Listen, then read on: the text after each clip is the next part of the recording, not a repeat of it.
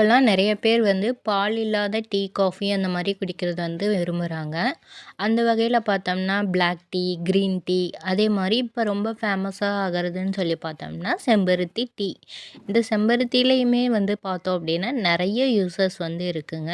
அத வந்து நம்ம ஒவ்வொன்னா பார்க்கலாம். இந்த செம்பருத்தி டீ வந்து நம்ம ரெகுலரா குடிக்கும்போது, நமக்கு பிபின்னு சொல்லக்கூடிய உயர் ரத்த அழுத்தம் வந்து நல்லா கண்ட்ரோல் ஆகும்.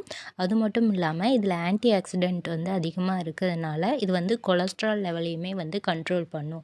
ஸோ வந்து பிபியையும், கொலஸ்ட்ராலையும் வந்து குறைக்கிறதுனால, நமக்கு இதயம் ஹார்ட் சம்மந்தப்பட்ட எந்த ஒரு தொந்தரவுகளும் வராது. இதயத்தையும் நல்லா ஆரோக்கியமா இந்த செம்பருத்தி டீ வந்து வச்சிருக்கும். நோய் எதிர்ப்பு தன்மையை வந்து அதிகரிக்க செய்யக்கூடிய தன்மையும் இந்த செம்பருத்தி பூக்கு வந்து அதிகமா இருக்கிறதுனால, அடிக்கடி காய்ச்சல், சளி, இருமல் போன்ற தொந்தரவுகள் வந்து இருக்கிற குழந்தைகள்லேருந்து பெரியவங்க வரைக்கும்